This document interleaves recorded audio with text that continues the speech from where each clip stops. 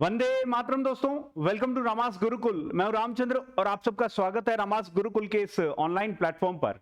चलिए दोस्तों, फटाफट से लाइक जुड़ जाएं और इस सेशन के लिंक को सभी दोस्तों के साथ में शेयर कर दीजिए। दोस्तों, आज एक जो है इंपॉर्टेंट डिसीजन का आप सब लोग वेट भी कर रहे होंगे। उससे पहले मुझे लगा कि आप सब लोगों को भी एक इंसाइट दे देनी चाहिए। सबसे पहले तो डिस्क्लेमर यह है कि जो सीरियस अभ्यर्थी हैं वो इस सेशन को ना देखें, वो इस पोस्टपोनमेंट वाले गेम के अंदर में ना जंप करें, बिकॉज आपका ध्यान भंग हो सकता है, आपका फोकस हिल सकता है और ये आपके परफॉर्मेंस को प्रभावित कर सकता है। तो आप लोगों को इस वक्त सोशल मीडिया नहीं देखना चाहिए और केवल अपने रिवीजन के ऊपर फोकस्ड होना चाहिए। ठीक है दोस्तों, चलिए अब बात करते हैं कि आरपीएससी को असिस्टेंट प्रोफेसर एग्जाम 2025 पोस्टपोन करना चाहिए क्या, और करना चाहिए तो क्यों करना चाहिए।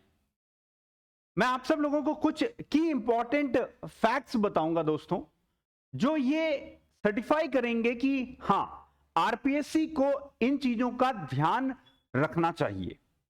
देखिए दोस्तों, आप सब लोगों को पहले से मैं कुछ चीजें तो बता चुका हूं जो कि आरपीएससी ने इस बार गलत की। उनमें से एक था आपके जो है टाइमली सिलेबस रिलीज नहीं किया। सिलेबस रिलीज नहीं हुआ, ये अभी भी नहीं हुआ है। दूसरा दोस्तों, शॉर्ट विंडो है। शॉर्ट विंडो था फॉर्म रीअप्लाई करने के लिए। तीसरा, आप देखिए कि जो फॉर्म्स हैं वो रीअप्लाई करने हैं या नहीं, उस पर कोई भी क्लैरिटी नहीं थी। और यह मुख्य कारण भी रहा है दोस्तों कि फॉर्म कई लोग भर नहीं पाए। मैंने कल आप लोगों को बताया था कि कई ऐसे स्टूडेंट्स हैं जिनका मेरे पास में कॉल एंड मैसेजेस आया है और वो बता रहे हैं कि सर हमारा एग्जाम डिस्ट्रिक्ट नहीं शो हो रहा है, and then when they realize कि उन्होंने रीअप्लाई किया ही नहीं, वो चूक गए, still they were aware about the happenings of the examination, बस उन्हें यह नहीं पता था कि फॉर्म रीअप्लाई करना था।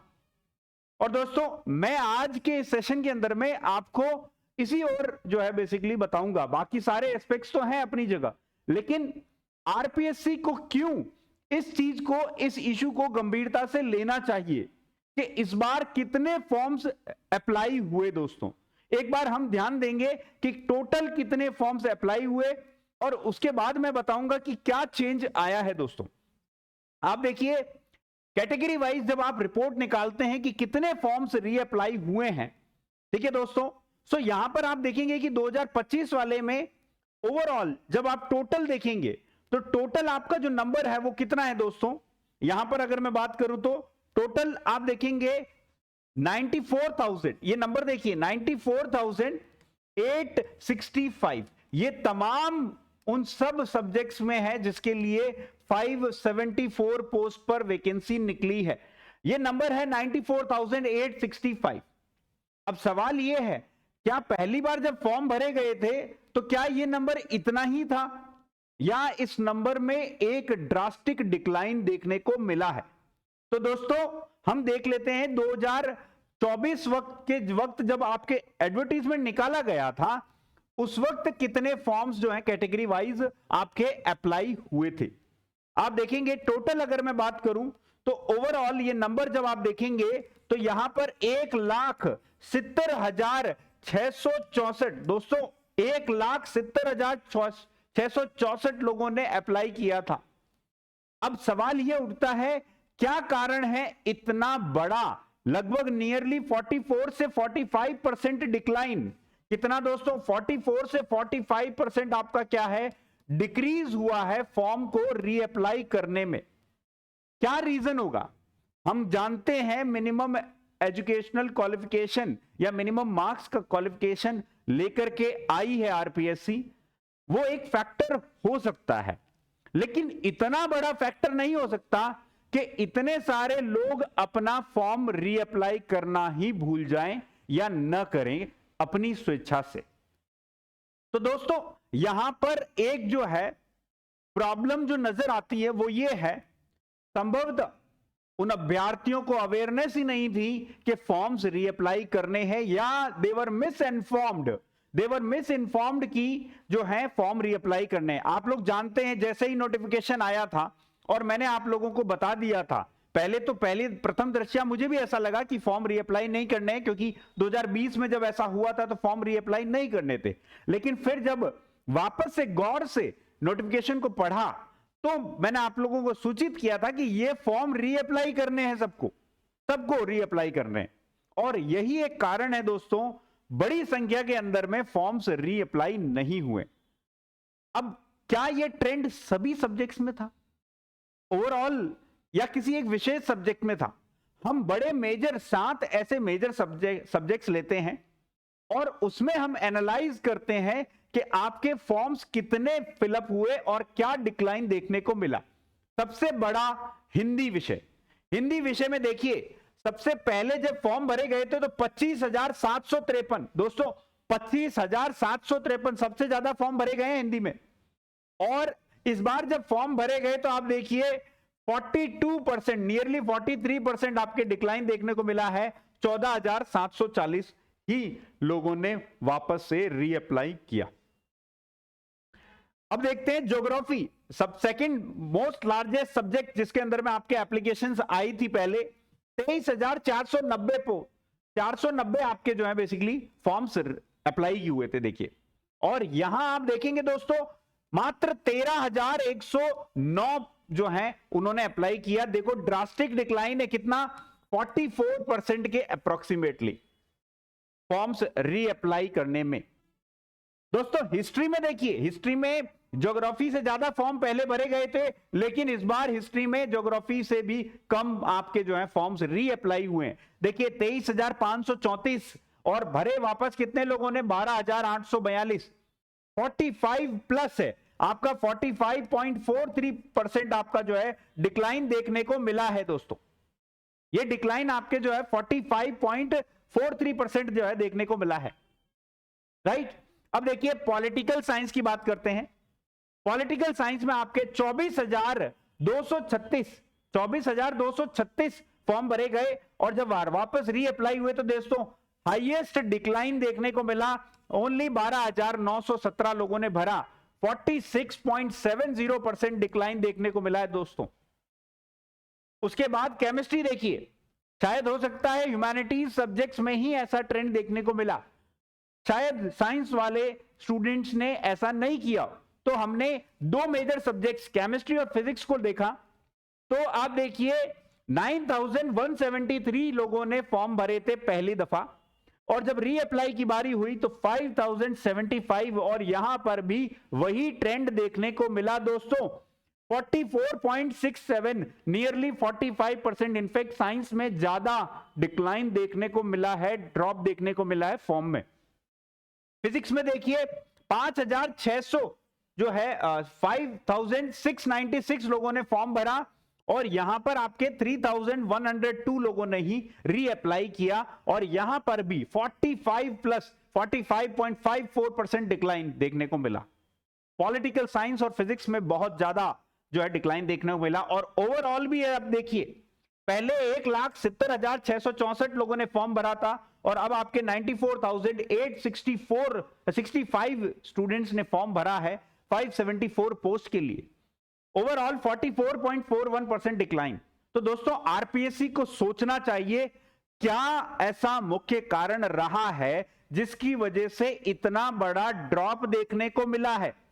नियरली 50% अगर फॉर्म ना अप्लाई करे तो दोस्तों समझ जाना चाहिए यहां पर दाल में कुछ काला है, राइट। अब दाल में कुछ काला है या पूरी दाल ही काली है, ये तो दोस्तों समय बताएगा, ठीक है। लेकिन उन अभ्यर्थियों को जिनको नहीं सूचना मिली या नहीं टाइम पर अवेयर हो पाए, उनकी गलती हो सकती है कि उन्होंने टाइमली YouTube के रामास गुरुकुल के सेशन नहीं देखे, उनकी गलती हो सकती है आरपीएससी की वेबसाइट पर जाकर के और उन्होंने टाइमली जो है नोटिफिकेशंस नहीं देखे।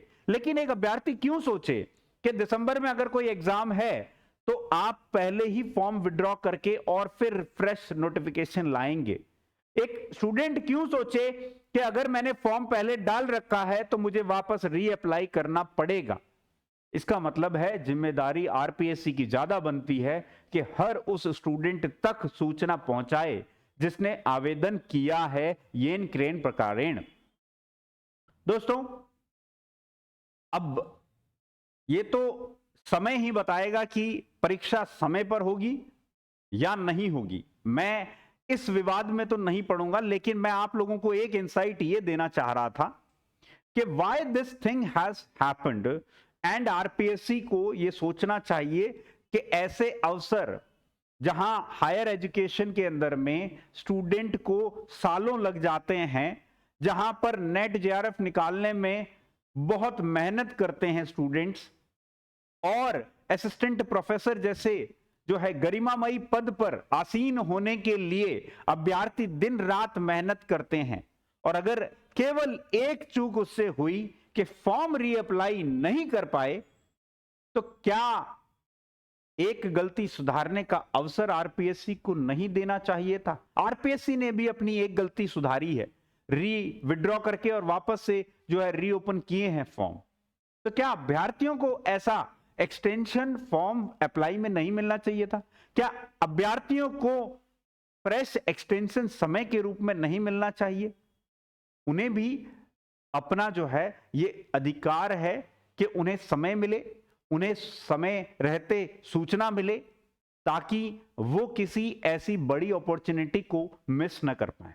अगर आप लोग भी मिस कर गए हैं तो मेरी संवेदनाएं आप लोगों के साथ में हैं, और मैं आप लोगों को एक निवेदन करूंगा कि आप सब लोग भारी संख्या में आरपीएससी के पास जाएं।